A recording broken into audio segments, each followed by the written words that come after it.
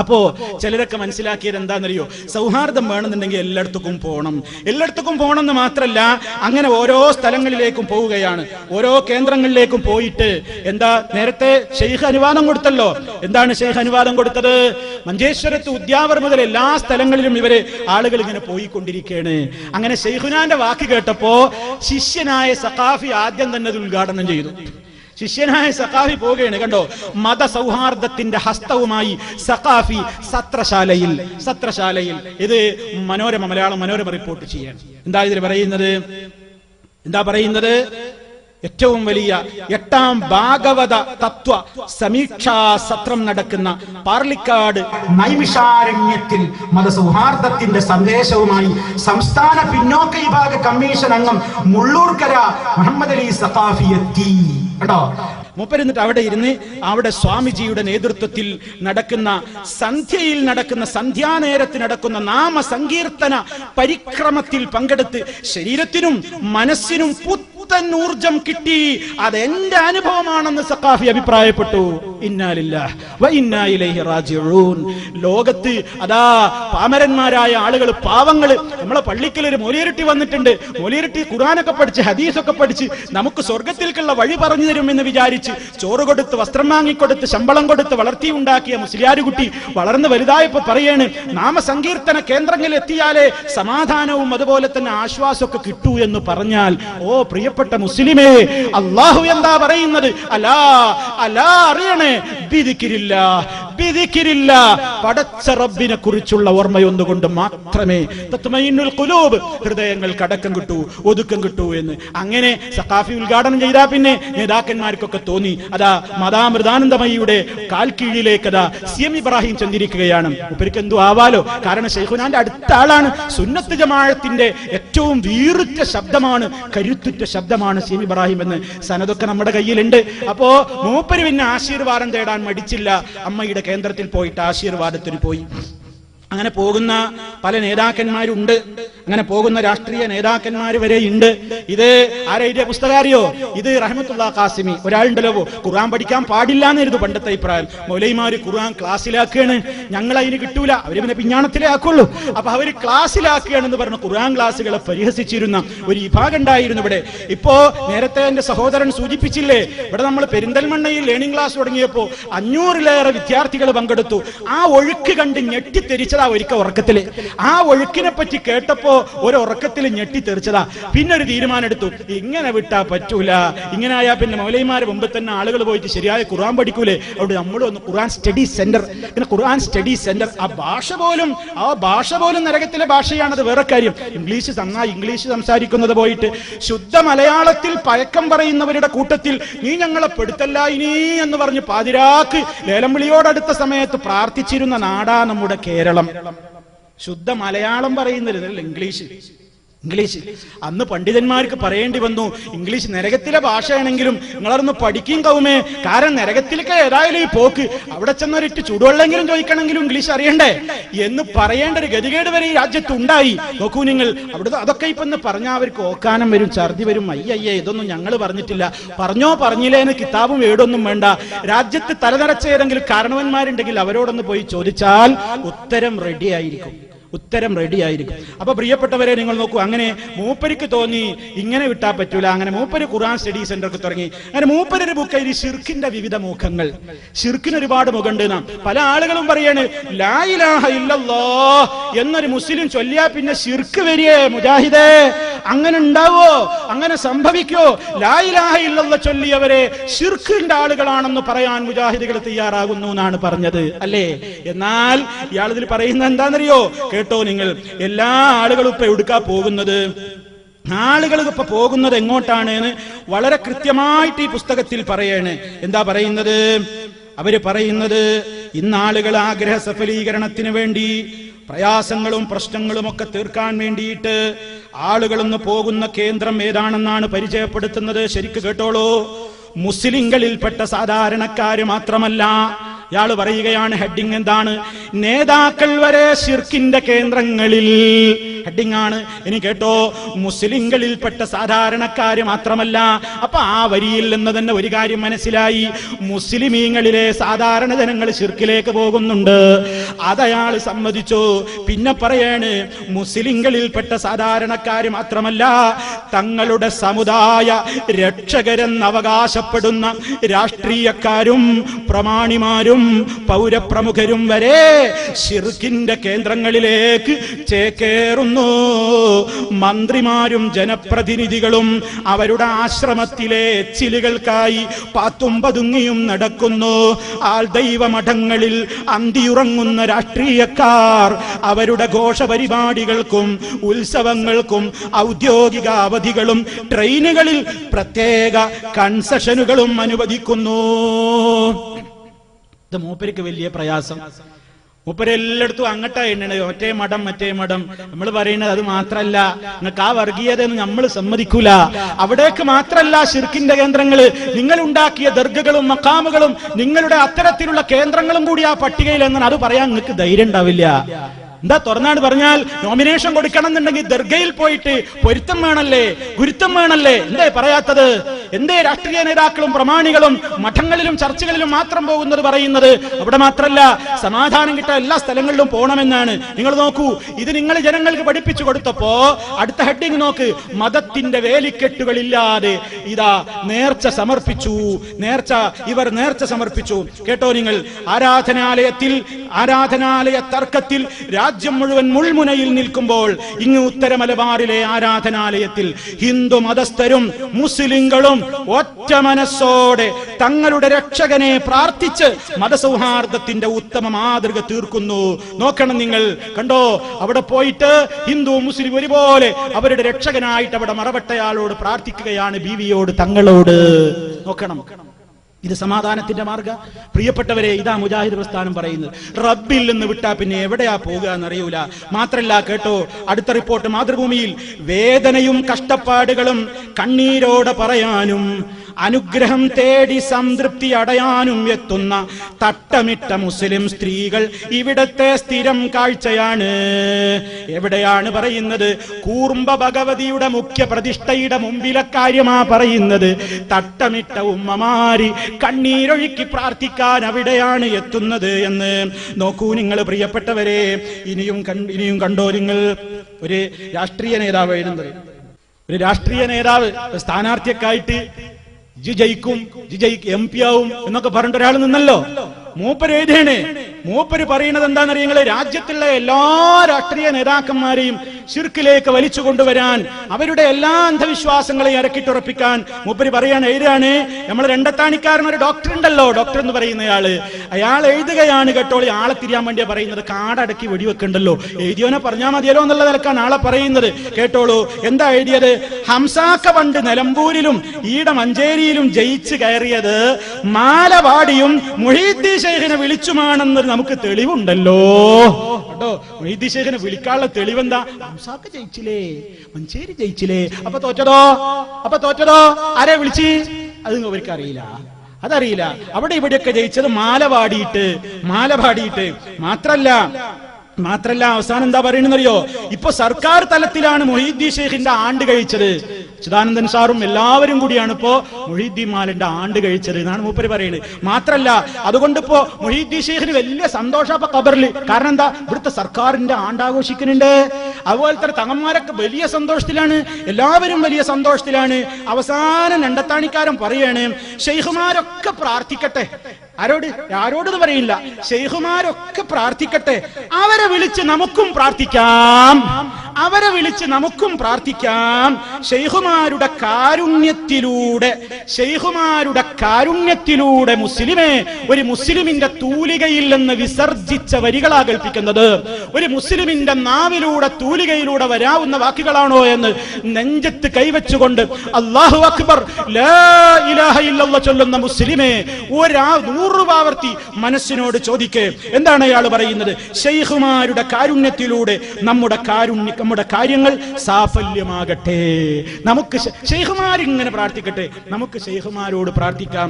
ഇത് എഴുതിയത് സിറാജ് എന്ന് പറയുന്ന പത്രമാണ്. നിങ്ങളൊന്ന് ആലോചിച്ചു നോക്കൂ പ്രിയപ്പെട്ടവരെ, എവിടത്തേക്കാണ് ഈ സമുദായം പോകുന്നത്? മുജാഹിദ് പ്രസ്ഥാനം അതുകൊണ്ട് ഇത് വെട്ടിത്തുറന്ന് ജനങ്ങളോട് പറയുന്നത്. അതുകൊണ്ട് എന്ത് വേണം? വേണ്ടത് മുസ്ലിം ഇസ്ലാമിനെ മനസ്സിലാക്കലാണ്. മറ്റോടത്ത് പോയാൽ ശിർക്ക്, ആ ജോത്സ്യന്റെ അടുത്ത് പോയാൽ ശിർക്ക്, ഈ നമ്പൂതിരിയുടെ അടുത്ത് പോയാൽ കുഴപ്പം, ചാത്തമ്മടത്തിൽ പോയാൽ കുഴപ്പം, തങ്ങളടുത്ത് പോയാൽ കുഴപ്പമില്ല, ബീവിന്റെ അടുത്ത് ഉറുക്കും നറുക്കിനും പോയാൽ കുഴപ്പമില്ല. അങ്ങനെ ഉണ്ടോ ഇസ്ലാമിൽ? ഇല്ല. മൻ അതാകാഹിന ഔ അറാഫ, ആരെങ്കിലും ഒരു ജോത്സ്യനെയോ പ്രശ്നം നോക്കുന്നവരെയോ അങ്ങനെ മഷിനോട്ടക്കാരെയോ ആരെയാവട്ടെ അവൻ സമീപിച്ചു കഴിഞ്ഞാൽ, നമ്മുടെ നേതാവായ അഷ്റഫുൽ ഖൽഖ് സല്ലല്ലാഹു അലൈഹി വസല്ലം പറയുന്നു, അവന്റെ 40 ദിവസത്തെ നിസ്കാരം സ്വീകാര്യമല്ല. അവൻ മുഹമ്മദ് സല്ലല്ലാഹു അലൈഹി വസല്ലമിനെ ഇറക്കി കൊടുത്ത അള്ളാന്റെ കിതാബിൽ അവിശ്വസിച്ചവനാണ്. എത്ര ഗൗരവമാണ് പ്രിയപ്പെട്ടവരെ!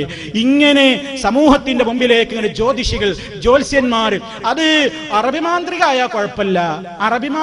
കുഴപ്പമില്ല, അറബ് ഉറുസ്, അറബ് ഏലസ്, അറബ് ഐക്കല്ല്, ഇങ്ങനെയുണ്ടോ? എന്നിട്ട് ഈ രൂപത്തിൽ ചൂഷണം ചെയ്യുന്ന ആളുകൾ സമൂഹത്തിൽ വർദ്ധിച്ചു വരിക. മീഡിയകൾ പണം കിട്ടിയാൽ വൻ കവറേജ്. ഏതോ ഒരു ചങ്ങാതി ഇപ്പോ വലിയ കാര്യമായിട്ട് വലിയ ഉറുക്കു ഏലസൊക്കെ ഗൾഫിലേക്കൊക്കെ കയറ്റുമതി ചെയ്യുന്നുണ്ട്. ചിലരൊക്കെ വലിയ മോഹം വിചാരിച്ച് കയറ്റുമതി ചെയ്തു, ഇറക്കുമതി ചെയ്യാൻ പറ്റിയില്ല, എയർപോർട്ടിൽ നിന്ന് പുറത്തു കിടക്കാൻ പറ്റിയില്ല, നേരെ പോയി ഉള്ളിക്ക് കസ്റ്റംസ് പിടിച്ചു നോക്കുമ്പോ തകിട്, വിചാരിച്ചതൊക്കെ തകിട് ആക്കാണ്ട് കൊണ്ടുപോവാ. തകിടും കോഴിമുട്ടിയും ആ രൂപത്തിലുള്ള കുറെ പ്രവർത്തനങ്ങളും കുറെ ഉറുക്കും നറുക്കും. ഇവർക്ക് എന്തൊക്കെയാ ഈ സമുദായത്തിന്റെ മുമ്പിലേക്ക് ഇസ്ലാമാണെന്നും പറഞ്ഞുകൊണ്ട് പ്രചരിപ്പിക്കുന്നത്?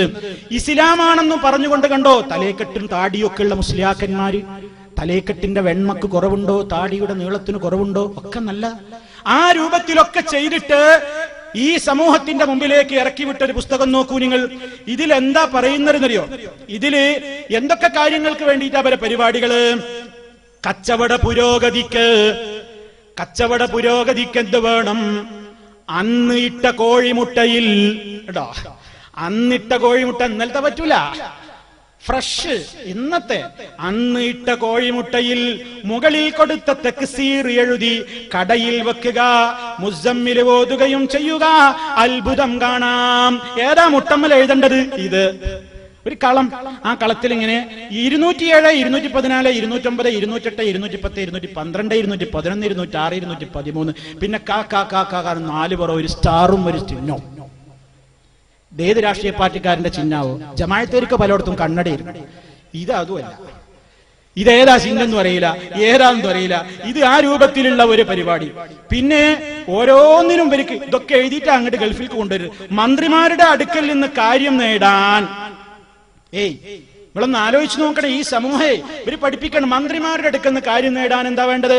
അതിനൊരു 2 കളവും ഇവിടെ വേറെ 2 കളമുണ്ട്. അതിന് കുറച്ച് പണിയുണ്ട്. കാരണം മന്ത്രിമാരുടെ അടുത്തേക്കല്ലേ പോണ്, അപ്പൊ അതിന് കുറച്ച് കാര്യമായിട്ട് പോകണം. അടുത്തതെന്താ? അടുത്തത് ഉദ്ദേശിച്ചവളെ ഭാര്യയായി ലഭിക്കാൻ. ഉദ്ദേശിച്ചവളെ ഭാര്യയായിട്ട് ലഭിക്കണ്ടേ? അതിന് ഖമർ മുൻഖലിബായ ബുർജിലുള്ള എന്താന്ന് മനസ്സിലായോ? മനസ്സിലാകാൻ പാടില്ലല്ലോ. നക്ഷത്രങ്ങളെ ആശ്രയിക്കാണ്, രാശി നോക്കിയാണ്. മുസ്ലിമിന്റെ അടുത്ത് പോയാൽ കുഴപ്പമില്ല, നമ്പൂതിരിയുടെ അടുത്ത് പോയാല്, ജ്യോതിഷിയുടെ അടുത്ത് പോയാലോ, ജ്യോത്സ്യന്റെ അടുത്ത് പോയാലോ കുഴപ്പമുള്ളൂ. എന്നാ തങ്ങളാ മൊയ്ലിയാരാന്നൊക്കെ പറഞ്ഞുകൊണ്ട് നടക്കുന്ന ഈ സമൂഹത്തിന്റെ മുമ്പിലേക്ക് പറയാണ്. ഇങ്ങനെ അറബിയിൽ കുറെ നക്ഷത്രങ്ങളെ പേരൊക്കെ പറഞ്ഞിട്ട് പറയാണ്, വെള്ളിത്തകിടന്നെ വേണം. വെള്ളിയുടെ വിലയൊന്നും മൊലരോട് പറയരുത്. ഈ സാധു പോയിട്ട് എല്ലാം വാങ്ങണം. വെള്ളിത്തകിടിൽ പനനീരിൽ കുങ്കുമം ചേർത്ത് മഷിയാക്കി എഴുതി മഹബൂബത്തിന്റെ വസ്ത്രത്തിന്റെ അസറും കൂട്ടി സൂക്ഷിക്കുക. മഹബൂബത്താരാ? കാമുകി ആരെയാ കെട്ടാ ഉദ്ദേശിച്ചത്? അവളുടെ വസ്ത്രത്തിന്റെ ഒരു അസറും കിട്ടണം. അവളുടെ ഒരു വസ്ത്രത്തിന്റെ സാരി തുമ്പോ ചുരിദാറിന്റെ ഒരു കഷ്ണോ എന്തെങ്കിലുമൊക്കെ ഒന്ന് കിട്ടിയിട്ട് അതും കൂട്ടി സൂക്ഷിച്ചാൽ അത്ഭുതം കാണാം. നല്ല അത്ഭുത കാണാ. ഒരു ചിത്രം വരക്കണം. അവളങ്ങനെ ഭാവനയിൽ കണ്ടുകൊണ്ട് അവളുടെ ഒരു ചിത്രം കണ്ടോ, ഒരു പെണ്ണിന്റെ ചിത്രം കൊടുത്തിട്ട് ആ ചിത്രത്തിന്റെ താഴെ ഒരു കളമൊക്കെ. അപ്പൊ ഈ രൂപത്തിലുള്ള പ്രത്യേകമായ കാര്യം. ഇനി അടുത്ത കാര്യം എന്താ? പ്രേമവിവാഹം തടയാനുള്ള മന്ത്രം. ഭാര്യാഭർത്താക്കന്മാരുടെ രഹസ്യ വേഴ്ച ഇല്ലാതാക്കാൻ. ഇന്നാലില്ല അവരുടെ രഹസ്യ വേഴ്ച ഇല്ലാതാക്കാനാണ് വേണ്ടത്. അതെന്താ വേണ്ടത്? അതൊരു തത്സമം ഖത്രാൻ മഷിയാക്കി കറുത്ത ഈയത്തകിടിൽ എഴുതി അറിയപ്പെടാത്ത ഖബറിൽ കുഴിച്ചിടുക.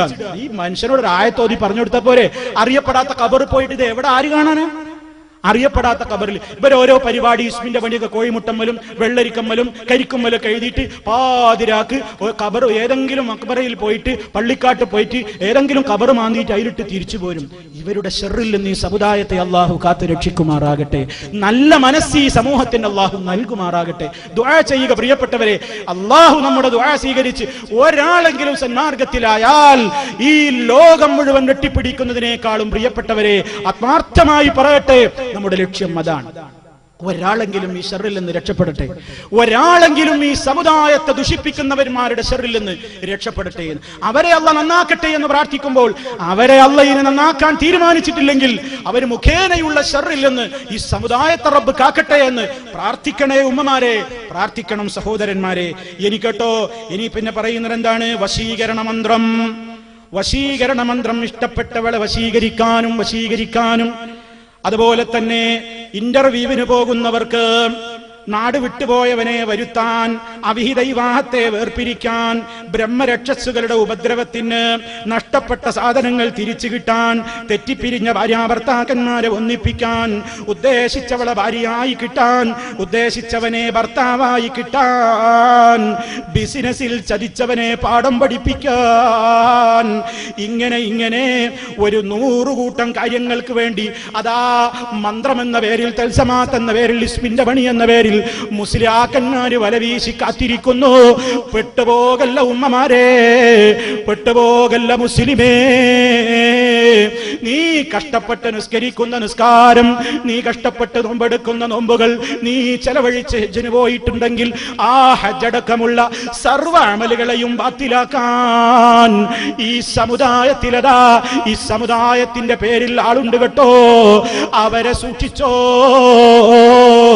അഷ്റഫുൽ ഖൽഖ് സല്ലല്ലാഹു അലൈഹി വസല്ലം പറഞ്ഞില്ലേ, അതാ നിങ്ങളുടെ പൂർവീകർക്ക് റസൂലുള്ളാഹിക്ക് പരിചയമില്ലാത്ത, സ്വഹാബത്തിന് പരിചയമില്ലാത്ത ഹദീസുകളും വാർത്തകളുമായി കൊണ്ട് ചില ദജ്ജാലുകൾ രംഗത്ത് വരുമ്പോ ഇയ്യാക്കും വയ്യാഹും നിങ്ങളവരെ സൂക്ഷിക്കണേ.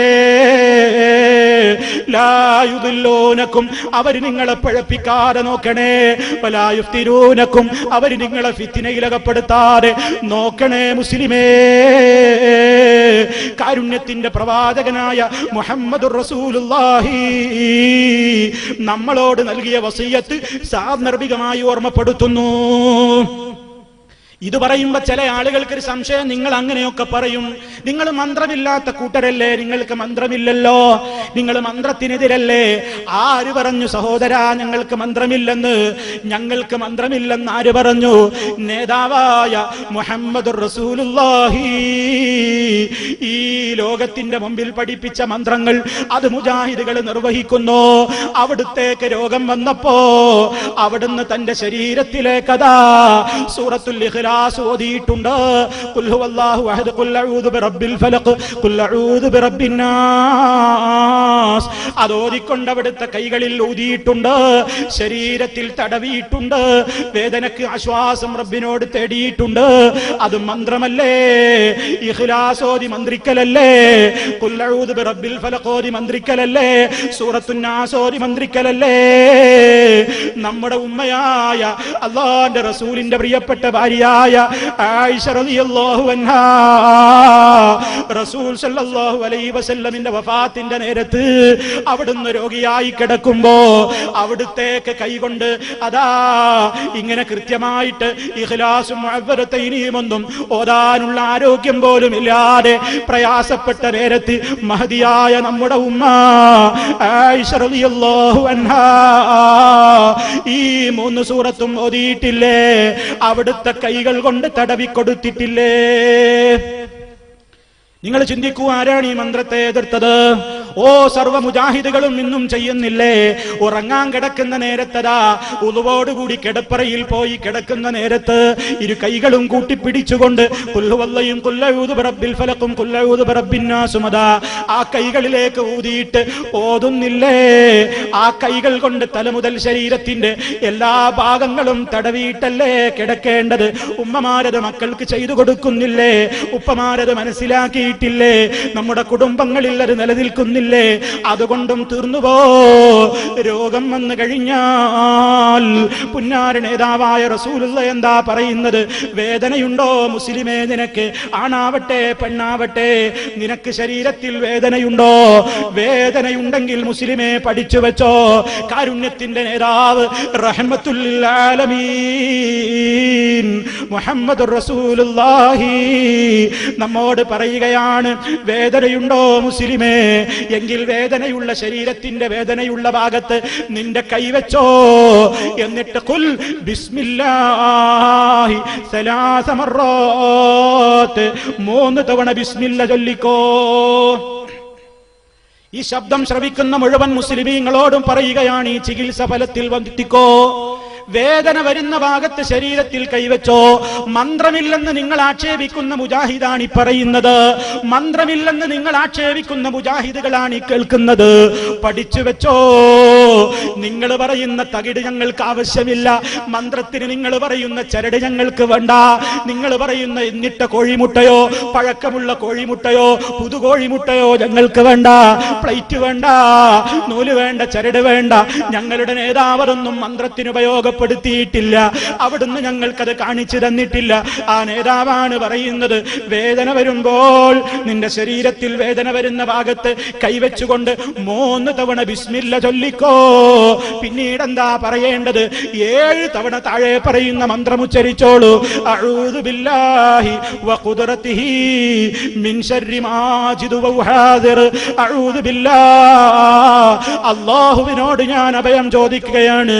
അവന്റെ കഴിവുകളിൽ എനിക്ക് കുറച്ച് വിശ്വാസമുണ്ട്. മിൻ ശർരി മാ ജിദു വഹാദിർ, ഞാൻ പേടിക്കുന്ന കാര്യങ്ങൾ, എനിക്ക് ബേജാറ് തോന്നുന്ന കാര്യങ്ങൾ, എല്ലാ ശർറുകളും നീക്കാൻ നാഥാ നീ കഴിവുള്ളവനാണല്ലോ. നിന്നോട് എനിക്ക് കാവൽ ചോദിക്കാനുള്ളൂ. അഊദു ബില്ലാഹ്. ആ പ്രാർത്ഥനയങ്ങ് 7 തവണ പറഞ്ഞോളൂ. സഹാബത്തിന് റസൂലുള്ള വസിയ്യത്ത് കൊടുക്കുന്നു. സഹാബത്ത് ഇത് ചെയ്യുന്നു, വേദന മാറുന്നു. ഓ മുസ്ലിമേ, ഇതല്ലേ മന്ത്രം? ഈ മന്ത്രം നിങ്ങൾക്കറിയാമോ? നിങ്ങൾക്ക് ദഹ്ദൂഷിയ മന്ത്രവും ബർഹൂത്തിയ മന്ത്രവുമല്ലേ അറിയോ? നിങ്ങൾക്ക് മറ്റു പല രൂപത്തിലുള്ള തകിടുകളിലുള്ള വരയും കുറിയും കളികളും കള്ളികളും മാത്രമല്ലേ അറിയോ? നിങ്ങൾക്ക് അത്തരത്തിലുള്ളത് മാത്രമല്ലേ പരിചയമുള്ളൂ? നിങ്ങളെന്ന് പറയുമ്പോ എന്റെ ശ്രോതാക്കൾ തെറ്റിദ്ധരിക്കരുത്. ഇത് നിങ്ങളെന്ന് പറയുമ്പോ എന്റെ ശ്രോതാക്കളോടല്ല, മറിച്ചിതാ ഇസ്ലാമിന്റെ പേരും പറഞ്ഞുകൊണ്ട് പണ്ഡിതന്മാരാണെന്ന് പറഞ്ഞുകൊണ്ട് പാവങ്ങളെ പറ്റിച്ചുകൊണ്ട് ജീവിക്കുന്ന മുസ്ലിയാക്കന്മാർ ോട് പറയട്ടെ, അള്ളാന്റെ ദീന് നിങ്ങൾക്ക് എന്താവെന്ന് തുറന്നു പറഞ്ഞാൽ, നിങ്ങൾക്ക് ഈ ദുനിയാവിൽ എന്ത് നഷ്ടം വന്നാലും ആഖിറത്തിൽ അല്ലാഹ് നമുക്ക് സ്വർഗം തരില്ലേ? അവിടെ നമുക്ക് സമാധാനം കിട്ടില്ലേ? ഇനിയും കേട്ടോ, ഒരു രോഗിയെ സന്ദർശിക്കുമ്പോ അവിടെ പോയിട്ട് എന്താ പറയേണ്ടത്?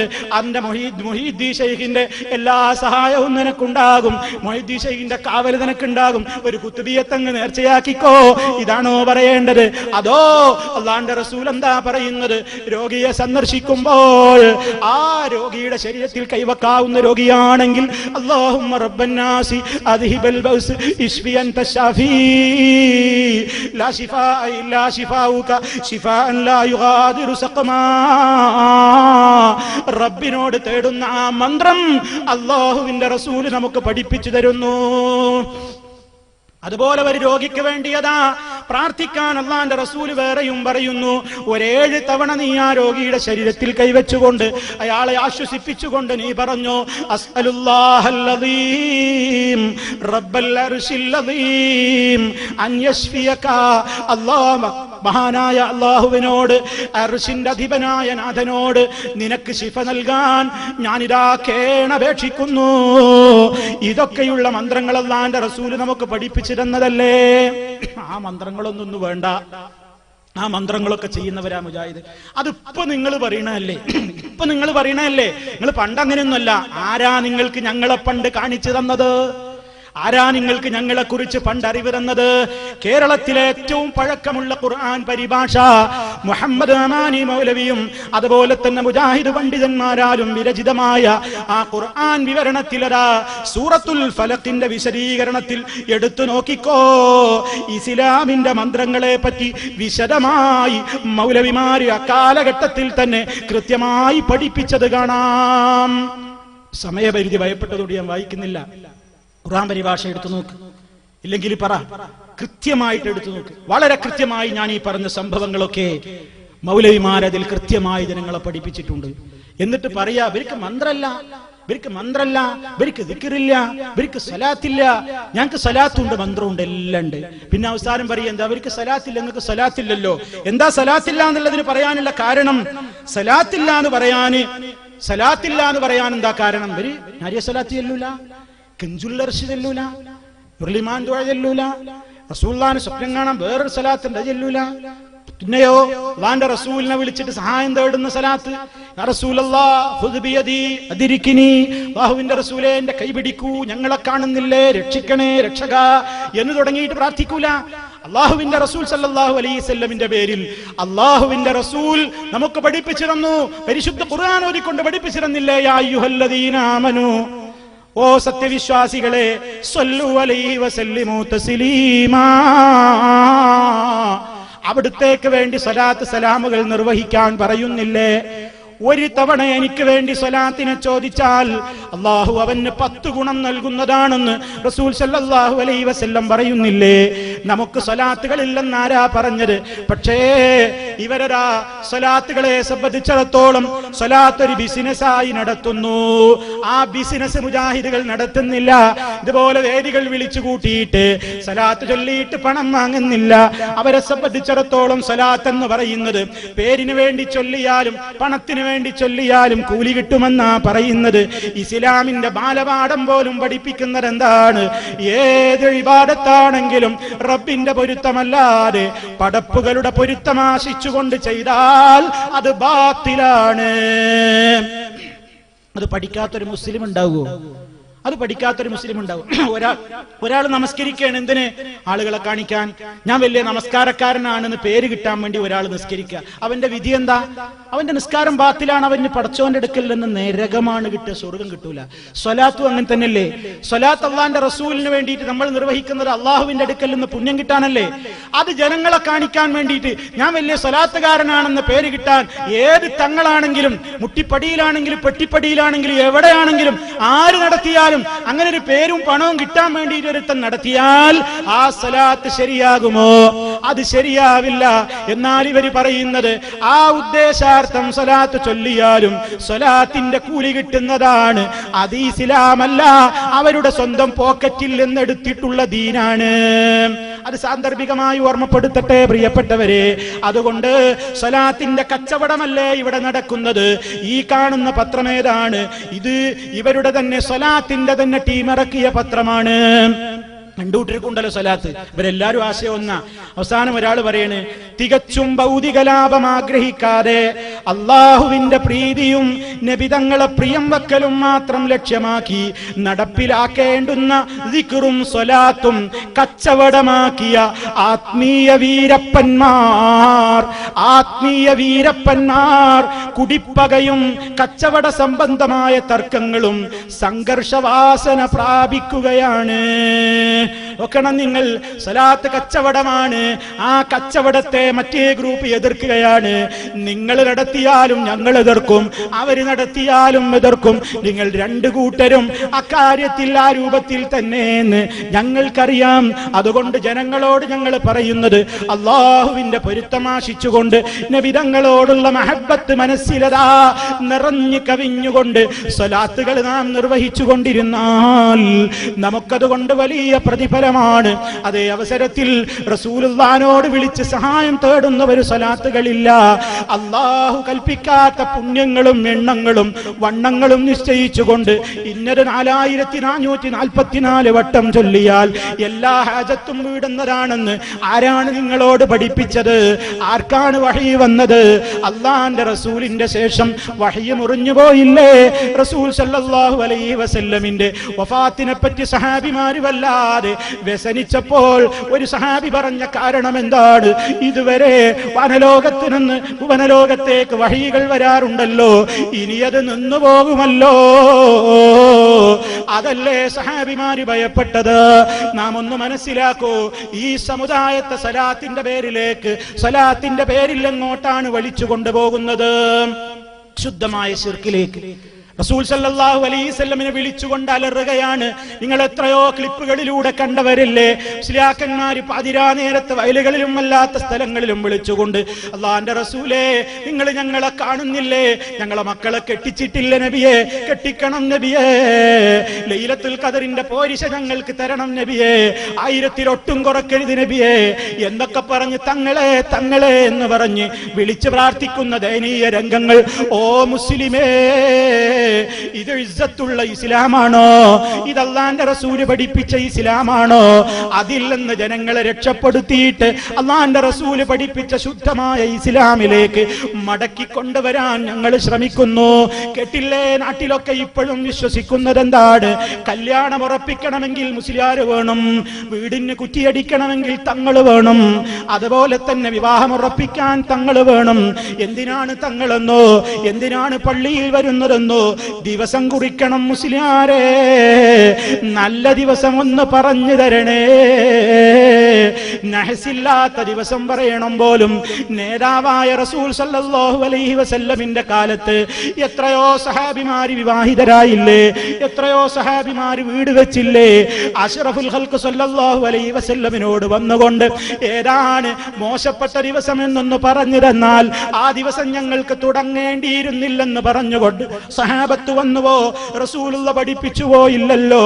എന്നാൽ സുന്നത്ത് ജമാഅത്തുകാർ ഞങ്ങൾ മാത്രമാണെന്നും മുജാഹിദുകളെ നിങ്ങൾ പിഴച്ചവരാണെന്നും ഞങ്ങളെ മുദ്ര കുത്തുന്ന ഖൗമേ, അവരുടെ പണ്ഡിതന്മാരോട് ചോദിക്കട്ടെ, നിങ്ങൾ എന്തിനാണ് അല്ലാഹ് സൃഷ്ടിച്ച ദിവസങ്ങളെ ഇങ്ങനെ ചീത്ത വിളിക്കുന്നത്? അത് അല്ലാഹനെ ചീത്ത വിളിക്കലല്ലേ? അല്ലാഹുവിന്റെ റസൂൽ പറഞ്ഞിട്ടുണ്ട്, അല്ലാഹ് പറഞ്ഞതായി യുദീനി ഇബ്നു ആദം, മനുഷ്യപുത്രനരാമ മനുഷ്യരതാ എന്നെ ദ്രോഹിക്കുന്നു. അല്ലാഹനെ ദ്രോഹിക്കാൻ ഒരാൾക്കും കഴിയൂല, പക്ഷേ ഏറ്റവും കടുത്ത അക്രമമാണ് പറയാൻ പോകുന്നത് എന്നാണ് അല്ലാഹ് പറയുന്നത്. എന്താണ് മനുഷ്യൻ ചെയ്യുന്ന അക്രമം? യസുബ്ബുദ്ദഹ്റ, അവൻ സമയത്തെ ചീത്ത പറയുകയാണ്, അവൻ സമയത്തെ വിമർശിക്കുകയാണ്, ചില സമയങ്ങളൊക്കെ മോശമാണെന്ന് പറയുകയാണ്. അങ്ങനെയാണ് നമ്മുടെ സമുദായത്തിലേക്ക് നഹ്സിനെ സംബന്ധിച്ചുള്ള വിശ്വാസങ്ങൾ കടന്നു വന്നത്. എന്താണ് പ്രിയപ്പെട്ടവരെ നഹ്സ് എന്ന് പറഞ്ഞാൽ? കേട്ടോളൂ, അവര് തന്നെ നിർവചനം പറയട്ടെ. ബറക്കത്ത് കുറഞ്ഞ ക്ഷേമകരമല്ലാത്ത ദിവസം എന്നാണ് നഹ്സ് ദിനം എന്നതുകൊണ്ട് ഉദ്ദേശിക്കപ്പെടുന്നത്. അതാ നഹ്സ്. എന്താ നഹ്സ്? പഠിച്ചു വെച്ചോളി. അറബി പഞ്ചാംഗത്തിലൊക്കെ പണ്ട് കാണാം നഹ്സുകൾ എന്നൊരു കോളം. അറബി പഞ്ചാംഗം ഇപ്പോൾ നാട് നീങ്ങി. ഇപ്പോൾ അതാ ഇവരുടെ ചില കലണ്ടറുകൾ, അത് മർക്കസ് എന്ന സർക്കസ് കൂടാരത്തിന്റെ കലണ്ടറാണെങ്കിലും മഅ്ദിൻ എന്ന മുട്ടിപ്പടിയിലെ കലണ്ടറാണെങ്കിലും ഒതുക്കുങ്ങൽ എന്ന ഇസ്ലാമിനെ അതാ ശിർക്കിലേക്ക് ഒതുക്കാൻ ശ്രമിക്കുന്നവരുടെ കലണ്ടറുകളിലാണെങ്കിലും അതാ കാണുന്നു നഹ്സുകൾ എന്ന് പറഞ്ഞുകൊണ്ടൊരു കോളം. നഹ്സുകളോ ദിവസങ്ങളെ ചീത്ത പറയുകയോ? അല്ലാഹ് പറയുന്നത് അക്രമമാണെന്നാണ്. കാലത്തെ ചീത്ത പറയല്ല, കാലത്തെ ഞാനാണ് സൃഷ്ടിച്ചത്. ദിവസത്തെ സൃഷ്ടിച്ചവനായ റബ്ബിനെ ചീത്ത വിളിക്കുന്നതിന് സമാനമാണ് ദിവസങ്ങളെ മോശമായി പറയൽ. ബറക്കത്തില്ലാത്ത ക്ഷേമകരമല്ലാത്ത ദിവസമെന്നാണ് നഹ്സ് ദിനം കൊണ്ട് ഉദ്ദേശിക്കുന്നത്. മാത്രമല്ല, തുണി ഉടുക്കണോ, വസ്ത്രം വാങ്ങണോ, വസ്ത്രം ധരിക്കുന്നതിന്റെ മര്യാദകൾ പോലും പറയുന്നത് എന്താണ്? വസ്ത്രം ധരിക്കുന്നതിന്റെ മര്യാദകൾ പോലും പറയുന്നിടത്ത് ശനി ദിവസമിൽ നീ പുതിയ മുണ്ട് ധരിക്കലും ഗുണമുള്ളതല്ല സഹോദരാ നീ വാങ്ങലും, ധരിക്കുന്ന സമയത്തൊക്കെയും ജസദിന് അസുഖം വരും എന്നുള്ളതാ പറയുന്നേ.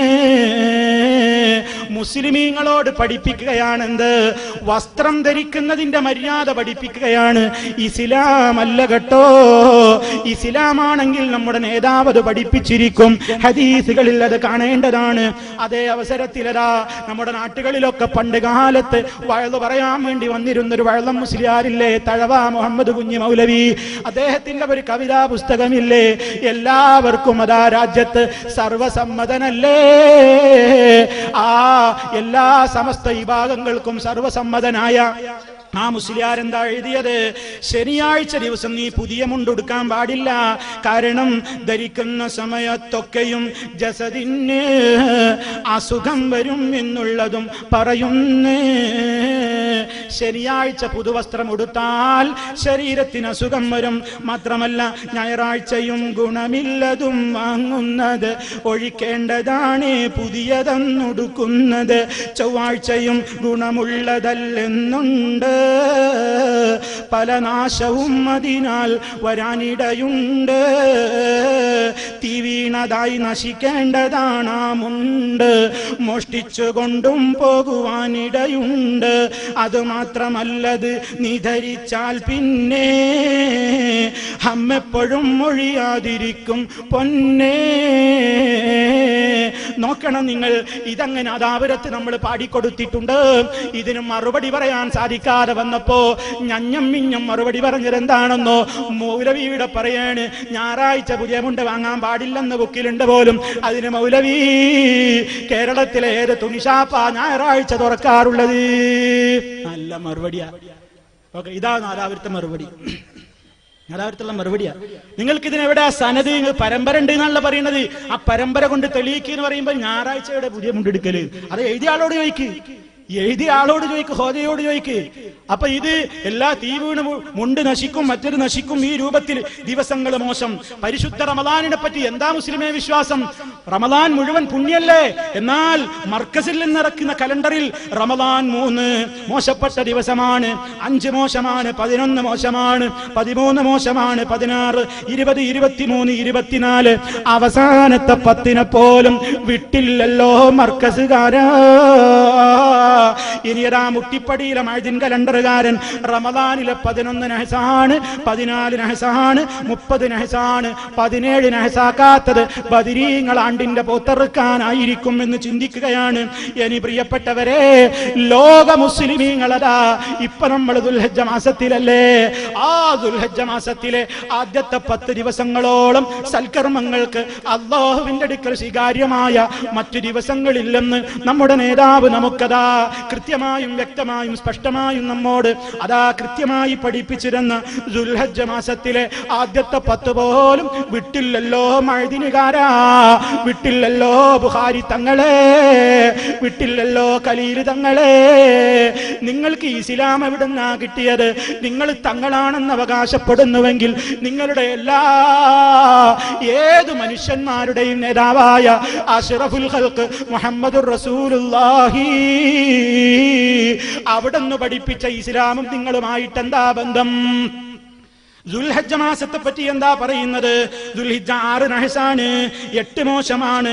ദുൽഹിജ്ജ 10 അതാ ലോക മുസ്ലിമീങ്ങൾ ബലിപെരുന്നാൾ ആഘോഷിക്കുന്ന ലോക മുസ്ലിമീങ്ങളുടെ പ്രതിനിധികൾ ലക്ഷക്കണക്കിന് ഹാജിമാര് അതാ അറഫാത്തിലും മിനായിലും മുസ്ദലിഫയിലും അതാ കഅബക്ക് ചുറ്റുമൊക്കെ ഹജ്ജ് നിർവഹിക്കുന്ന നാളുകളായ ആ ദുൽഹജ്ജ് മാസത്തിലെ ഏറ്റവും മോശപ്പെട്ട നഹസ് ഏതാണെന്നോ? ദുൽഹജ്ജ 10 ആണെന്ന് ഖലീൽ ബുഖാരി നിങ്ങൾ ഈ സമൂഹത്തെ പഠിപ്പിക്കുന്നുവെങ്കിൽ ഇത് ഇസ്ലാം അല്ലെന്ന് പറയാൻ ഞങ്ങളെ ഈ സമൂഹത്തിലുള്ളു കേട്ടോ. നിങ്ങളോട് വ്യക്തിവിദ്വേഷമില്ല, നിങ്ങളോടൊന്നും മാത്രമല്ല ഒരു ഉമ്മ പെറ്റ മോനോടും വ്യക്തിപരമായ വിദ്വേഷമില്ല. ആദർശത്തിലേക്ക് മടങ്ങിക്കോ. നമുക്ക് സ്വർഗം വേണ്ടേ? ഖബറിൽ സ്വൈരം വേണ്ടേ? സമാധാനം വേണ്ടേ? സ്വസ്ഥത വേണ്ടേ? എങ്കിൽ ലഖദ് കാന ലക്കും ഫീ റസൂലില്ലാഹി ഉസ്വത്തുൻ ഹസന. അല്ലാഹുവിന്റെ റസൂലിലാണ് മാതൃക കേട്ടോ, അല്ലാഹുവിന്റെ റസൂലാണ് നേതാവ് കേട്ടോ. പക്ഷേ അതാരെ അങ്ങനെ കാണുകയുള്ളൂ? ലിമൻ കാന യർജുല്ലാഹ വൽ യൗമൽ ആഖിറ വദകറല്ലാഹ കസീറാ. അല്ലാഹനെ ആഗ്രഹിക്കുന്ന, പരലോകത്തെ പേടിക്കുന്ന, അല്ലാഹനെ ധാരാളമായി ഓർക്കുന്നവർക്കാണ് ഈ പറയുന്നത്. അല്ലാത്തവരത് ചെയ്യൂല, അല്ലാത്തവരിത് കേൾക്കൂല, അല്ലാത്തവരിത് അംഗീകരിക്കൂല. നിങ്ങൾ ആലോചിക്കൂ, ഇങ്ങനെയുണ്ടോ ഒരു നഹസ്?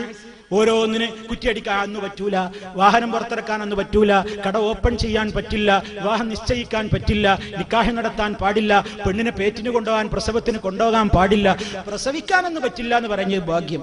ആ രൂപത്തിൽ ഇങ്ങനെ ഓരോന്നോരോന്ന് പറഞ്ഞ് ഈ സമുദായത്തെ ഇങ്ങനെ ശിർക്കിലേക്ക്, അന്ധവിശ്വാസങ്ങളിലേക്ക് കൊണ്ടുപോവുകയാണ്. അതുകൊണ്ട് പ്രിയപ്പെട്ടവരെ, ഈ സമൂഹത്തെ ഇതിൽ നിന്ന് രക്ഷപ്പെടുത്തണം, ഈ സമൂഹത്തെ ഇതിൽ നിന്ന് മാറ്റി നിർത്തണം. അതിനെന്ത് വേണം? അവരെ ശരിയായ ഇസ്ലാമിലേക്ക് നമുക്ക് തിരിച്ചു കൊണ്ടുവരേണ്ടതുണ്ട്. അതിനാണ് ഇസ്ലാമികമായി ജനങ്ങളോട് കൃത്യമായി തന്നെ ഈ കാര്യങ്ങൾ പറഞ്ഞുകൊണ്ടിരിക്കുന്നത്. ഇനി പ്രിയപ്പെട്ടവരെ, മുജാഹിദ് പ്രസ്ഥാനത്തെ സംബന്ധിച്ചിടത്തോളം വലിയൊരാരോപണം എന്താണ്? അതാ റസൂൽ സല്ലല്ലാഹു അലൈഹി വസല്ലമിന്റെ കാലത്തൊന്നുമില്ലാതെ അവരതാ സ്ത്രീകളെ പള്ളിയിലേക്ക് കൊണ്ടുപോകുന്നു, അവരതാ സ്ത്രീകളെ ജുമഅക്കും ജമാഅത്തിനും ഈദ്ഗാഹുകളിലേക്കും കൊണ്ടുപോകുന്നു. ഇത് ഇസ്ലാമിന്റെ പ്രവാചകൻ അനുവാദം തന്ന ഒന്നുകൊണ്ട് മാത്രമാണ് പ്രിയപ്പെട്ടവരെ. റസൂൽ സല്ലല്ലാഹു അലൈഹി വസല്ലമിന്റെ കാലത്ത് കുന്ന നിസാഉൽ മുഅ്മിനാത്ത് യശ്ഹദന മഅ റസൂലില്ലാഹി സല്ലല്ലാഹു അലൈഹി വസല്ലമ സ്വലാത്തൽ ഫജ്രി മുതലഫിയാത്തിൻ ബിമറൂതിഹിന്ന വയൻഖലിബന ഇലാ ബുയൂതിഹിന്ന ഹീന യഖ്ദീന الصلاة ولا يعرفهن أحد من الغلسي. സത്യവിശ്വാസിനികളായ പെണ്ണുങ്ങൾ, തെമ്മാടി പെണ്ണുങ്ങളെന്നല്ല, മോശക്കാരികളായ പെണ്ണുങ്ങളെന്നല്ല, ഇസ്ലാം പഠിക്കാത്ത പെണ്ണുങ്ങളെന്നല്ല, കുന്ന നിസാഉൽ മുഅ്മിനാത്ത്. എന്റെ ഉമ്മമാര് ശരിക്ക് ശ്രദ്ധിക്കണം, എന്റെ സഹോദരിമാര് മനസ്സിലാക്കണം. നിങ്ങളേതാ പറഞ്ഞു പറ്റിക്കുന്നു ഒരു വിഭാഗം ആളുകൾ. നിങ്ങൾക്കതാ രാഷ്ട്രീയത്തിന് നിങ്ങൾക്ക് നിൽക്കാം, അതിന്റെ പിറകിൽ നിങ്ങൾക്ക് മുദ്രാവാക്യം വിളിച്ചുകൊണ്ട് പോകാം, പർദ്ദയണിഞ്ഞിട്ടും അല്ലാതെയുമൊക്കെ ഒട്ട് തേടി ഏത് വീടിലും കയറിയിറങ്ങാം. പക്ഷേ പള്ളിയിലേക്ക് പോയിക്കൂടാ, ജാറത്തിലേക്ക് പോയിക്കോ, അതൊന്നും ഫിത്തിനയില്ല, പള്ളിയിലേക്ക് പോയാൽ ഫിത്തിനയാണെന്ന് പറഞ്ഞ് പറ്റിക്കുമ്പോ ഇസ്ലാമിന്റെ പ്രവാചകന്റെ കാലത്ത് പെണ്ണിറങ്ങിയതെന്തിനാണ്? കുന്ന നിസാഉൽ മുഅ്മിനാത്തി യശ്ഹദന മഅ റസൂലില്ലാഹി. അല്ലാഹുവിന്റെ റസൂലിന്റെ പിന്നിലതാ ഫജ്ർ നിസ്കരിക്കാൻ മദീനത്തെ പള്ളിയിൽ നമ്മുടെ ഉമ്മമാര് എത്തുന്നു. നിസ്കാരം കഴിഞ്ഞവര് മടങ്ങിപ്പോകുമ്പോ ഇരുട്ട് കാരണത്താൽ ആരാണെന്ന് പോലും വ്യക്തമാകാത്ത സമയത്ത് മടങ്ങിപ്പോകുന്നു. ഇരുട്ടത്ത് വരെ അന്ന് സ്ട്രീറ്റ് ലൈറ്റുകളോ നടപ്പാതകളോ ഒന്നും സൗകര്യമില്ലാത്ത, സ്ട്രീറ്റ് ലൈറ്റുകളും ടോർച്ചുകളും ഒന്നുമില്ലാത്ത ഒരു കാലത്ത് പോലും നമ്മുടെ ഉമ്മമാര് മോമിനാത്തുകൾ റസൂലുള്ളാഹിയുടെ പിന്നിൽ നിസ്കരിക്കാൻ മദീനത്തെ പള്ളിയിൽ പോയിട്ടുണ്ടെങ്കിൽ, പെരിന്തൽമണ്ണ പള്ളിയിൽ ഒരു സഹോദരി വന്നാൽ, അങ്ങാടിപ്പുറം പള്ളിയിൽ ഒരു സഹോദരി വന്നാൽ, പുലാമന്തോൾ പള്ളിയിൽ ഒരു സഹോദരി വന്നാൽ, ടിയൻപുരത്തെ പള്ളിയിൽ ഒരു സഹോദരി വന്നാൽ, ഒരു സഹോദരി പള്ളിയിലേക്ക് വന്നാൽ അത് നരകത്തിലേക്കാണെന്ന് പറയാൻ ഈ ഭാഗത്തിനാരാണ് ലൈസൻസ് കൊടുത്തത്? റബ്ബി റസൂല് അനുവാദം തന്നത്. ഹറാമാക്കുവാൻ ലോകത്തൊരാൾക്കും അധികാരമില്ല. അതുപോലെ തന്നെ അള്ളാന്റെ റസൂലിന്റെ വഫാത്തിന്റെയും എത്രയോ ശേഷം അവിടുത്തെ പ്രിയപ്പെട്ട ഭാര്യമാര്, നമ്മുടെ ഉമ്മമാര് 10 ദിവസത്തോളം പള്ളിയിൽ തന്നെ ഇഅ്തികാഫിലാണ്. റമദാനിന്റെ അവസാനത്തെ 10-ൽ ആ പുണ്യവും പ്രതീക്ഷിച്ചുകൊണ്ട് അവിടുത്തെ ജുമുഅ ജമാഅത്തിൽ പങ്കെടുത്തുകൊണ്ട് ദിക്റുകളിലും ദുആകളിലും തസ്ബീഹുകളിലും തഹ്ലീലുകളിലും തക്ബീറുകളിലുമായി കൊണ്ട് നമ്മുടെ ഉമ്മമാര് പള്ളിയിൽ ഇഅ്തികാഫ് തന്നെ. ഈ പെണ്ണുങ്ങളൊക്കെ മോശക്കാരാണോ? ആ പെണ്ണുങ്ങളൊക്കെ മോശക്കാരികളാണോ? അല്ലല്ലോ. അവരല്ലേ നമ്മുടെ നേതാക്കൾ, അവരല്ലേ മാതൃകാ മഹതികൾ. അതവിടെ ഇസ്ലാമിൽ ചെയ്യുന്നത്. എന്നിട്ട് ഇവര് പറയാണ് പെണ്ണ് പുറത്തിറങ്ങിയ ഫിത്തനയാണ്. പുറത്തിറങ്ങിയ ഫിത്തനയാണെങ്കിൽ അങ്ങാടിയിൽക്കും പോണ്ട, മാർക്കറ്റിലേക്കും പോണ്ട, വയലിനും വരണ്ട, ദിക്ർ മജ്ലിസിലേക്കും പോണ്ട, സലാത്ത് പാടത്തേക്കും പോണ്ട, എവിടെയും പോണ്ട. അവിടേക്കൊക്കെ വരാ ഫിത്തനല്ല, പള്ളിയിൽ വന്നാൽ മാത്രം ഫിത്തന. അല്ലേ? ഇത് ഇരട്ടത്താപ്പ. ഇത് മനസ്സിലാക്കാൻ മുസ്ലിമീങ്ങളെ കിട്ടൂല, ബുദ്ധിയുള്ള ഒരുത്തനെയും കിട്ടൂല, ബുദ്ധിയുള്ള ഒരുത്തനെയും കിട്ടൂല. ഫിത്തനയാണോ നിങ്ങൾ പറഞ്ഞു പേടിപ്പിക്കുന്നത്? എന്നാൽ പള്ളിയിലേക്ക് പോകുമ്പോ മാത്രമാണ് ഫിത്തന എന്ന് എവിടെയാണുള്ളത്? പള്ളിയിലേക്ക് പോയാൽ മാത്രം ഫിത്തന. രാഷ്ട്രീയക്കാരുടെ പിന്നാലെ സിന്ദാബാദ് വിളിക്കാൻ പെണ്ണിറങ്ങിയ ഫിത്തനയില്ല, വീടുതോറും വോട്ട് തേടി ഇറങ്ങിയാൽ ഫിത്തനയില്ല, അതുപോലെ തന്നെ മാർക്കറ്റിൽ പോയാൽ ഫിത്തനയില്ല, നേർച്ചപ്പൂരത്തിന് പോയാൽ ഫിത്തനയില്ല, ദർഗയിൽ പോയാൽ ഫിത്തനയില്ല, മഖാമിൽ പോയാൽ ഫിത്തനയില്ല, കടപ്പുറത്തൂര് തണ്ടിയാൽ കുഴപ്പമില്ല, എവിടെയും പോഴാരാം, മദ്രസ ഉദ്ഘാടനത്തിന് വരാം, പള്ളി ഉദ്ഘാടനത്തിനും വരാം. പെണ്ണുങ്ങളുടെ കയ്യിൽ കവറുണ്ടെങ്കിൽ, പെണ്ണിന്റെ കയ്യിൽ കവറുണ്ടെങ്കിൽ പള്ളി ഉദ്ഘാടനത്തിന്റെ 1-ാം ദിനം അവർക്കും കയറി കയറി ചെമ്പിൽ പണമിടാം. ഈ ഇരട്ടത്താപ്പ് എവിടെ നിന്ന് കിട്ടി മുസ്ലിയാക്കന്മാരെ? അല്ലാഹുവിന്റെ റസൂൽ സല്ലല്ലാഹു അലൈഹി വസല്ലമിന്റെ കാലത്ത് നിസ്കാരത്തിന് അവർ പോയിട്ടുണ്ടെങ്കിൽ ഇന്നും അനുവാദമുണ്ട്. പക്ഷേ പുരുഷന്മാരെ പോലെ അവർക്ക് ചില തടസ്സങ്ങൾ ഉള്ളതുകൊണ്ട്, അവർക്ക് ചില പ്രകൃതിപരമായ ചില ദൗർബല്യങ്ങൾ ഉള്ളതുകൊണ്ട് അവരോട് നിർബന്ധിച്ചിട്ടില്ല. പോയില്ലെങ്കിൽ അവർ കുറ്റക്കാരികളല്ല, പോയാലോ അവർക്കും പുണ്യമുണ്ട്. പോയാലും പുണ്യുണ്ട്. അള്ളാന്റെ റസൂലിന്റെ പിന്നില് നിസ്കരിക്കുമ്പോ കുട്ടികളുടെ കരച്ചിൽ കേൾക്കും. അപ്പൊ അള്ളാന്റെ റസൂൽ എന്താ സലാം വീട്ടിലേക്ക് വിടണേ? ഏത് പെണ്ണാ കുട്ടിനെയും കൊണ്ട് വന്നിട്ട് മേലാല് പള്ളിയിൽ വന്നു പോകരുത് എന്നല്ല പറഞ്ഞത്. അവിടുന്ന് ആ കുട്ടികളുടെ കരച്ചിൽ കേൾക്കുമ്പോൾ ആ കുട്ടികളുടെ ഉമ്മമാരോടുള്ള റഹ്മത്ത് മുഖേന അവരുടെ നിസ്കാരത്തിനൊരു വിഷമമുണ്ടാകരുതെന്ന നിലക്ക് സുദീർഘമായി ഖുർആൻ ഓതാൻ ഉദ്ദേശിക്കുന്ന നേതാവ് അവരുടെ സൗകര്യം പരിഗണിച്ചുകൊണ്ട് അന്നത്തെ ദിവസം ഖുർആൻ ചുരുക്കിക്കൊണ്ട് ഓതുന്നു. ബുഖാരിയിലില്ലേ, ഹദീസിന്റെ കിതാബിലില്ലേ? ഓ മുസ്ലിയാന്മാരെ, ഒന്ന് ജനങ്ങളോട് പറഞ്ഞു കൊടുക്കൂ. മാത്രമല്ല അല്ലാഹുവിന്റെ റസൂൽ സല്ലല്ലാഹു അലൈഹി വസല്ലം ആ നിലക്ക് എത്രയോ കാര്യങ്ങൾ പഠിപ്പിച്ചിരുന്നില്ലേ? പുരുഷന്മാരോട് നിർദ്ദേശങ്ങൾ പറഞ്ഞില്ലേ? സ്ത്രീകൾ പോയി തീരുന്നത് വരെ നിങ്ങൾ നിസ്കരിച്ച സ്ഥലത്ത് തന്നെ ഒന്ന് ഇരുന്നോളണം.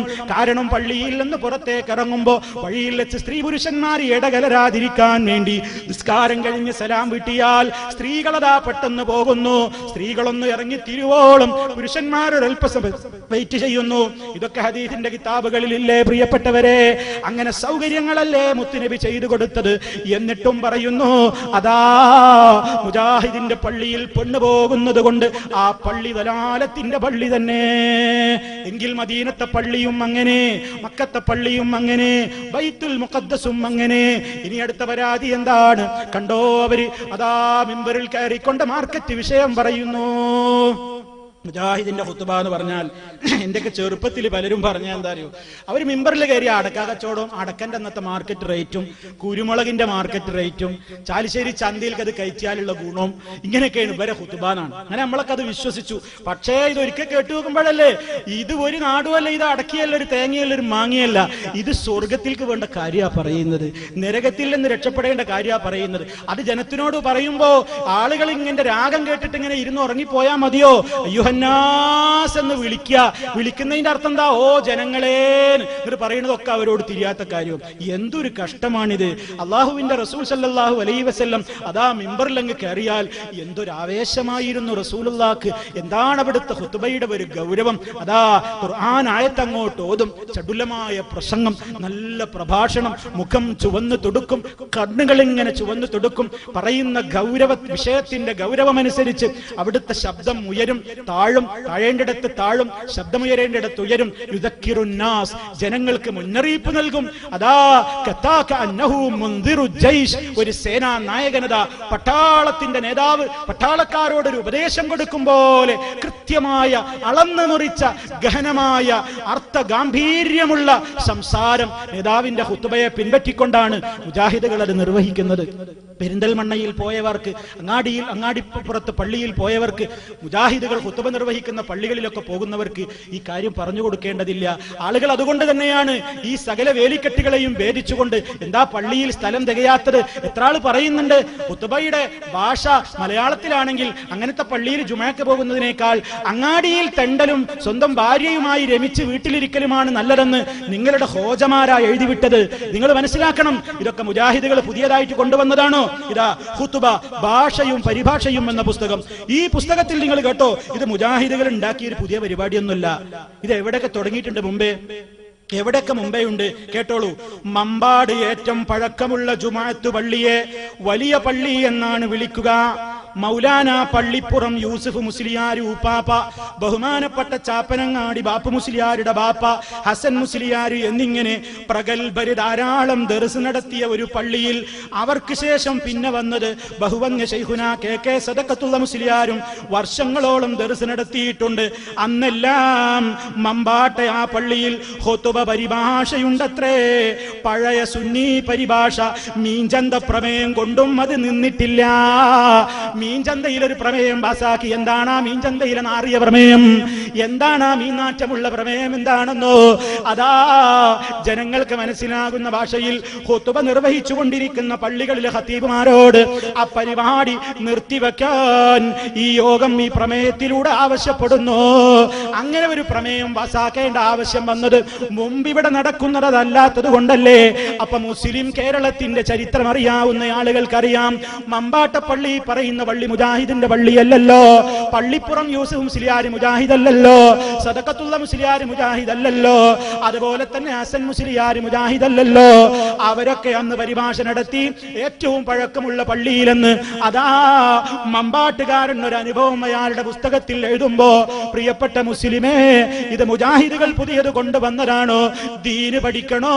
സർവ്വ മുസ്ലിമീങ്ങളും വന്ന് കച്ചവടക്കാരൻ അവന്റെ കച്ചവടം നിർത്തിവെച്ചുകൊണ്ട്, വിദ്യാർത്ഥി അവന്റെ വിദ്യാഭ്യാസം നിർത്തിവെച്ചുകൊണ്ട്, അധ്യാപകൻ അധ്യാപനം നിർത്തിവെച്ചുകൊണ്ട്, തൊഴിലാളി തൊഴിലവസാനിപ്പിച്ചുകൊണ്ട് അതാ വൃത്തിയായി ശുദ്ധിയായി കുളിച്ചൊരുങ്ങി പള്ളിയിലേക്ക് അത്തറ പൂശിയിട്ടെത്തിയിട്ട് ആ ഖതീബിന്റെ രാഗം കേൾക്കാനല്ലല്ലോ, ദീന് പഠിക്കാനല്ലേ.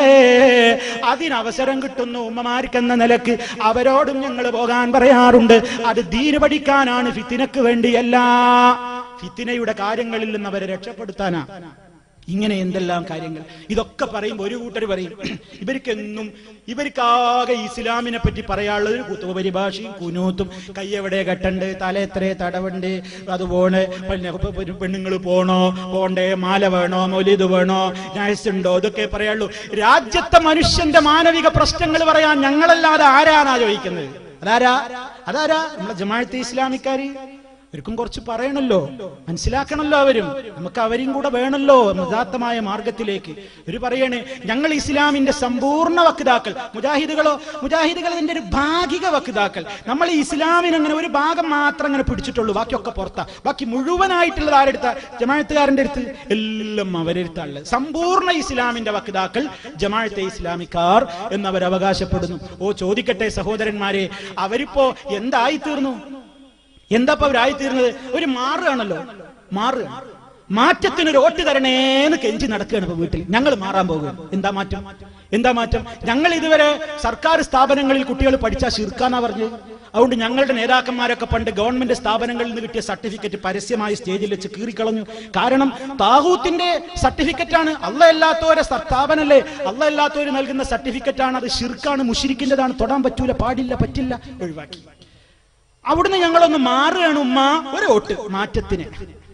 ഞങ്ങളിത് തൗഹീദിലേക്ക് മാറുക. മാറ്റത്തിന് ഒരു വോട്ട് കിട്ടിയ സ്ഥാനാർത്ഥികളും ഉണ്ട്. മാറ്റത്തിന് ഒരു വോട്ട് കുറയാതെ ഒന്നെ കിട്ടി. അങ്ങനെ കിട്ടിയ സ്ഥാനാർത്ഥികളുണ്ട്. ഇവര് ഭരിക്കാൻ പോവുകയാണ്. ഇനി ഹുക്കൂമത്തെ ഇലാഹി കൊണ്ടുവരാൻ പോവുകയാണ്. അങ്ങനെ കൊണ്ടുവന്നു. അവസാനം ഇങ്ങനെ എല്ലാത്തിലും വോട്ട് ചെയ്യൽ ശിർക്ക്. ഇപ്പൊ ശിർക്കില്ലെന്ന് ഞങ്ങൾ മാറുകയാണ്, മാറ്റത്തിന് ഒരു വോട്ട് തരണേ. കലാലയങ്ങൾ കൊലാലയങ്ങൾ അല്ല, ഇപ്പൊ സമാധാന കേന്ദ്രങ്ങളാണ്, ഒരു വോട്ട് തരണേ. ഞങ്ങൾ എല്ലാത്തിനും മുന്നിലുണ്ട്. ജനാധിപത്യം, അല്ലോ കടുത്ത ശിർക്ക്. ജനാധിപത്യമോ? അത് പാടില്ല, ഒരിക്കലും പാടില്ല. അത് ജനാധിപത്യം എന്ന് പറഞ്ഞാൽ എന്താ?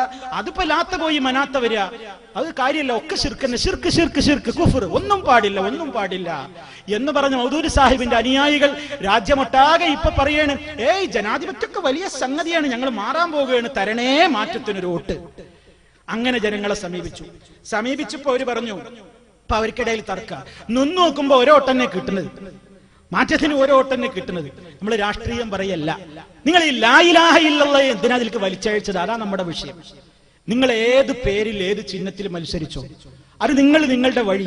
പക്ഷെ നിങ്ങൾ ഇസ്ലാമിന്റെ പേരിൽ ഇത് വേണ്ട. അവിടെ മുജാഹിദുകൾക്കുള്ള പരാതി, ഇസ്ലാമിന്റെ പേരിൽ വേണ്ട, നിങ്ങൾ വേറെ മാറിപ്പോ. നിങ്ങൾ ഇസ്ലാമിന്റെ പേരിൽ പ്രവർത്തിക്കണ്ട. നിങ്ങൾ ഏത് ലക്ഷ്യത്തിന് വേണ്ടി പ്രവർത്തിച്ചോളൂ, പക്ഷെ ഇസ്ലാമിന്റെ പേര് പറയണ്ട. നിങ്ങൾ ഇതൊക്കെ ഒരു കാലത്ത് ശിർക്കാക്കി. ലാ ഇലാഹ ഇല്ലല്ലാഹ് ചൊല്ലുന്ന മുസ്ലിമിന് ഇന്ദിരാഗാന്ധിയുടെ സർക്കാരിനെ ജയിപ്പിക്കാൻ വോട്ട് ചെയ്തുകൂടാ. ഏത് ഗവൺമെന്റിലേക്കും മത്സരിച്ചുകൂടാ, നിയമസഭയിലേക്ക് മത്സരിച്ചുകൂടാ, പഞ്ചായത്തിലേക്ക് മത്സരിച്ചുകൂടാ. ഇവിടത്തെ നിയമങ്ങളൊക്കെ അല്ലാഹു അല്ലാത്തവൻ എഴുതി ഉണ്ടാക്കിയ നിയമങ്ങളാണ്.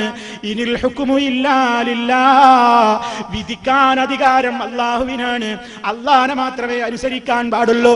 ഗവൺമെന്റിനെ അനുസരിച്ചു പോയാൽ ശിർക്കാണെന്ന് പറഞ്ഞുകൊണ്ട് കേരളത്തിലെ പൊതു മുസ്ലിം സമൂഹത്തെ മുഴുവനും വോട്ട് ചെയ്ത മുശ്രിക്കുകളാക്കി മാറ്റിയിട്ട് കേരളത്തിൽ കലാപമുണ്ടാക്കിയ ജമാഅത്ത് സഹോദരന്മാരെ, നിങ്ങളാണിപ്പോ വീട് തോറും പെണ്ണുങ്ങളെയും എല്ലാവരെയും രംഗത്ത് രംഗത്തിറക്കിയിട്ട് ഊരി തണ്ടിയിട്ട് തരൂ മാറ്റത്തിനൊരോട്ടെന്ന് പറഞ്ഞുകൊണ്ട് നടക്കുന്നു. ഈ മാറ്റത്തിന്റെ പിന്നിലെ കളിയാണ് ഞങ്ങൾക്കറിയേണ്ടത്. എന്തേ നിങ്ങൾക്ക് ലാ ഇലാഹ ഇല്ലല്ലാഹ് ഒരു കാലത്ത് വിരുദ്ധമായത്? ഇപ്പോഴെന്തേ ഇത് ശിർക്കിന്റെ ആ ഒരവസ്ഥയിൽ നിന്ന് മാറിയിട്ട് ശുദ്ധമായ തൗഹീദിലേക്ക് നിങ്ങൾക്ക് മാറുവാൻ ഏത് വഹിയാ നിങ്ങൾക്ക് കിട്ടിയത്?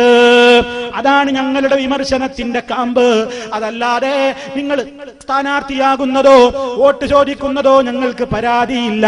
എവിടെ വേണമെങ്കിൽ നിന്നോ ഞങ്ങൾക്ക് പ്രശ്നമില്ല.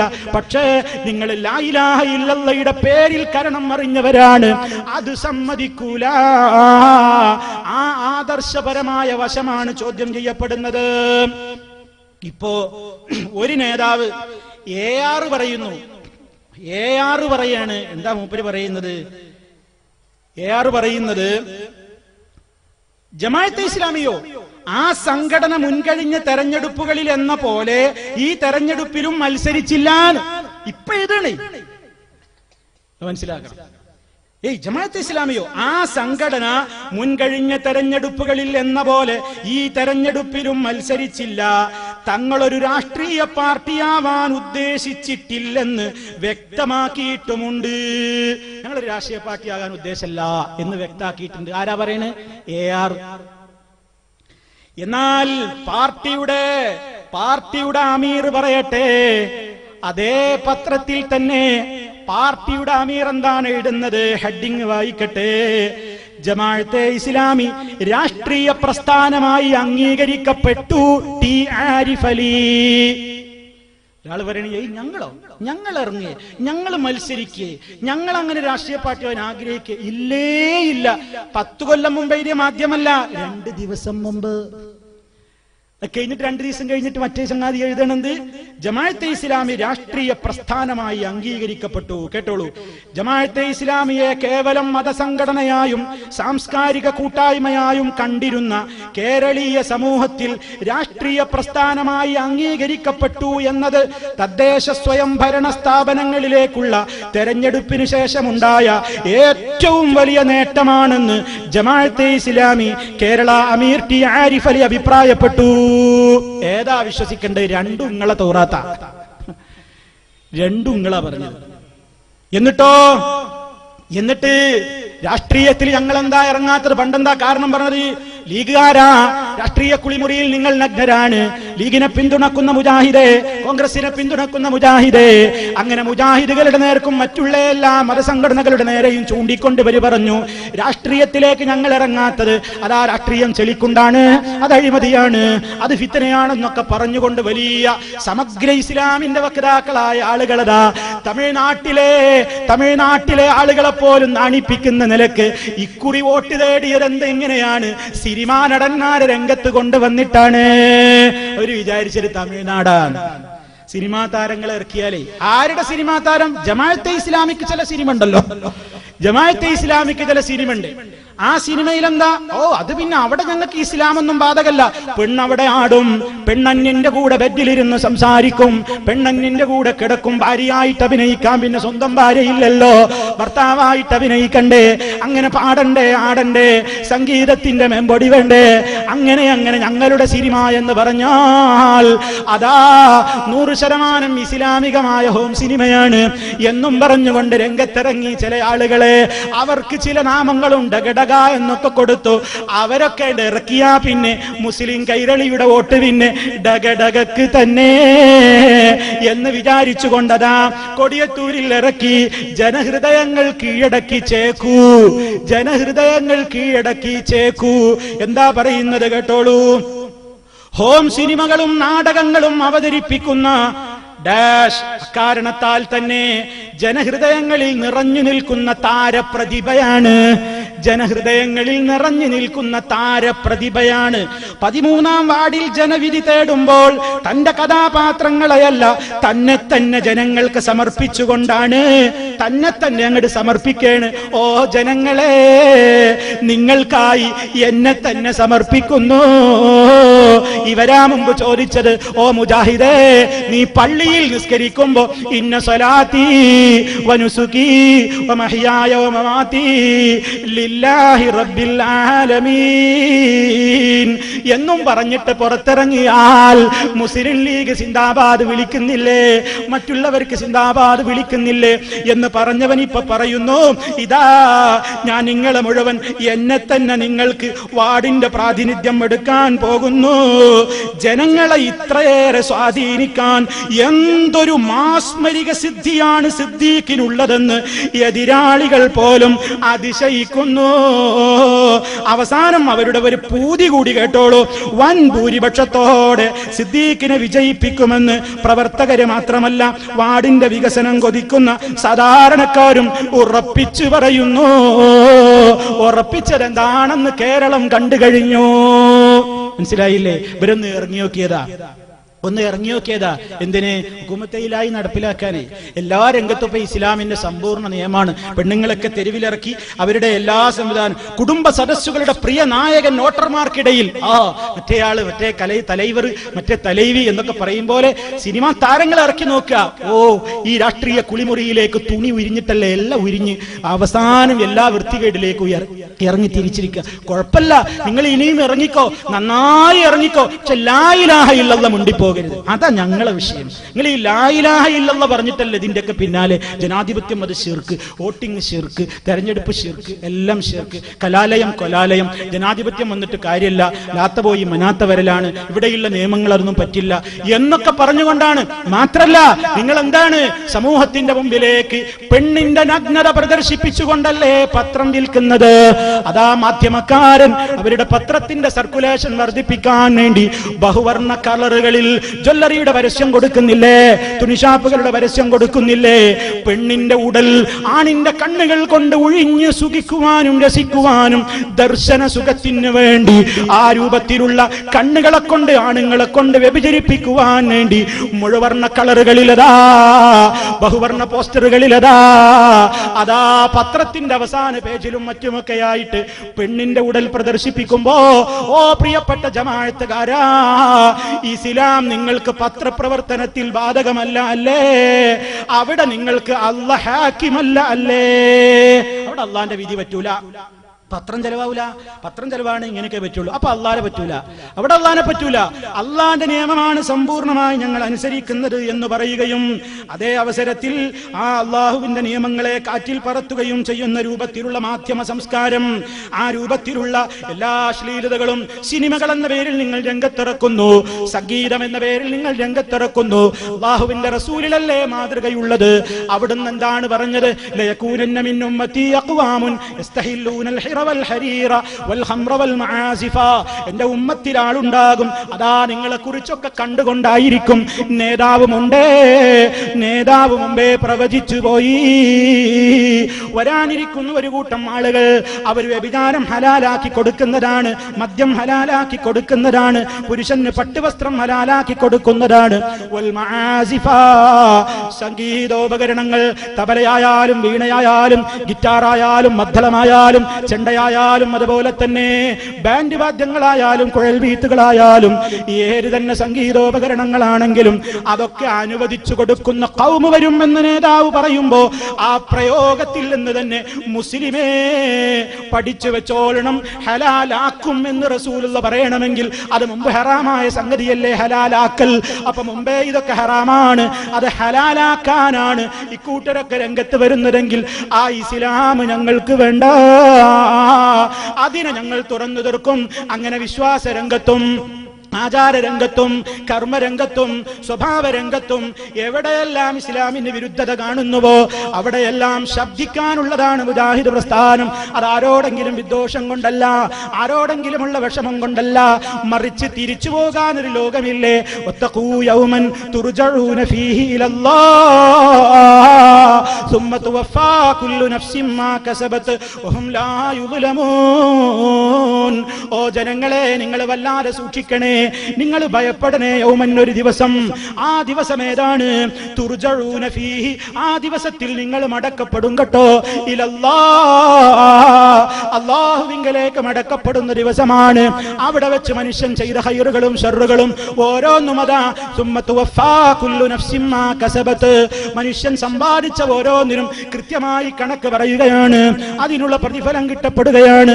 വഹും ലാ യുദ്ലമൂൻ, അല്ലാഹു ഒരാളെയും ആക്രമിക്കൂല, ദ്രോഹിക്കൂല, ആർക്കും അവിടെ അനീതി അനുഭവപ്പെടൂല. നീതിമാനായ മലിക്കുൽ ജബ്ബാറിന്റെ കോടതിയിൽ ഒരാൾക്കും ചൂഷണമില്ല. അവിടെ രക്ഷയാണെങ്കിൽ രക്ഷ വേണോ, ഇസ്ലാമിലേക്ക് വന്നോ, ദീനിലേക്ക് മടങ്ങിക്കോ. ഇതാണ് മുജാഹിദ് പ്രസ്ഥാനം പറഞ്ഞുകൊണ്ടിരിക്കുന്നത്. ഇതിനാണ് ഖുത്ബകൾ നിർവഹിക്കുന്നത്. ഇതിനാണ് ലേണിംഗ് ക്ലാസുകളും അതുപോലെയുള്ള സർവ്വ സംവിധാനങ്ങളും നടത്തിക്കൊണ്ടിരിക്കുന്നത്. ഈ ഒരു ആദർശം ജനങ്ങളോട് പറയാൻ വേണ്ടിയാണ്. ഈ ഒരു ആദർശത്തിന്റെ മാർഗത്തിൽ നിന്ന് വഴിതെറ്റിയാൽ അശ്ലീലതകളിലേക്ക്, തോന്നിവാസങ്ങളിലേക്ക്, അരാജകത്വങ്ങളിലേക്ക്, അധാർമികതകളിലേക്ക്, അനീതികളിലേക്ക്, അധർമ്മങ്ങളിലേക്ക് ഈ സമൂഹം കൂപ്പുകുത്തുകയാണ്.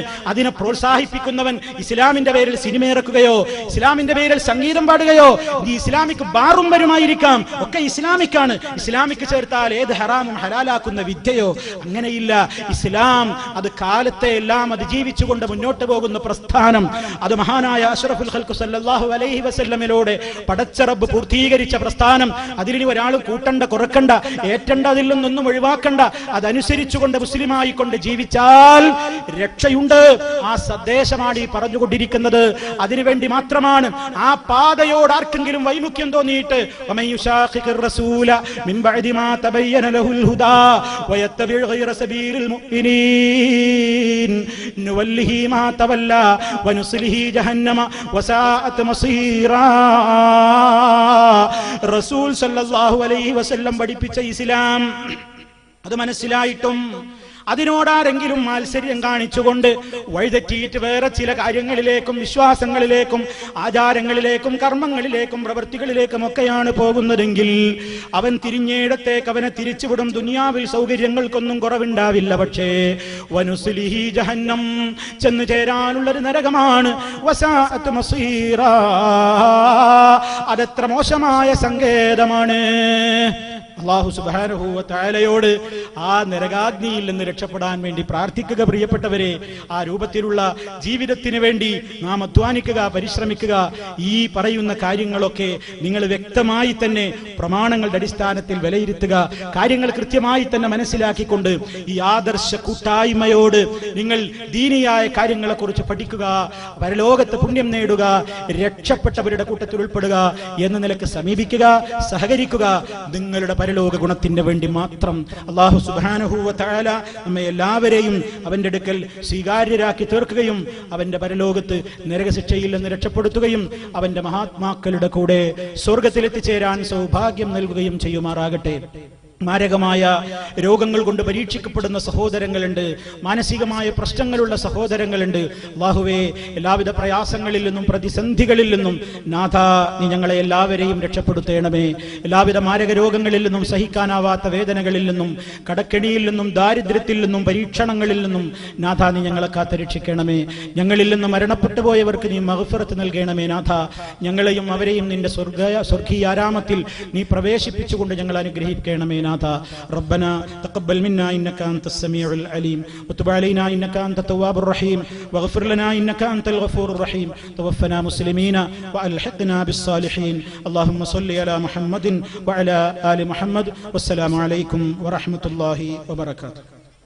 അറിവ് സമാധാനത്തിന് MSM കേരള സ്റ്റുഡൻസ് കോൺഫറൻസ് 2011 ജനുവരി 7, 8, 9 തീയതികളിൽ കോട്ടയ്ക്കലിൽ വിദ്യാർത്ഥി മനസ്സുകളിൽ ധർമ്മചിന്തയും മതബോധവും പകർന്നു നൽകി നന്മയുടെ 40 സംവത്സരങ്ങൾ പിന്നിട്ട മുജാഹിദ് സ്റ്റുഡൻസ് മൂവ്മെന്റ് MSM സംഘടിപ്പിക്കുന്ന അറിവ് സമാധാനത്തിന്